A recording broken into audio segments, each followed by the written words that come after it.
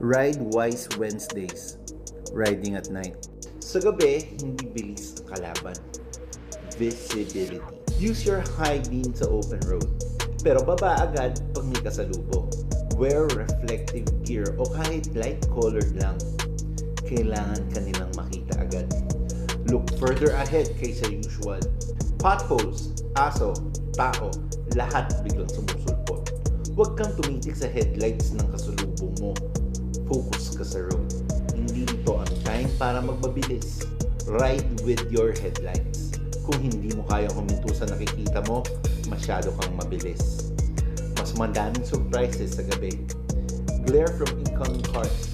Ingat lalo sa mga blind spots.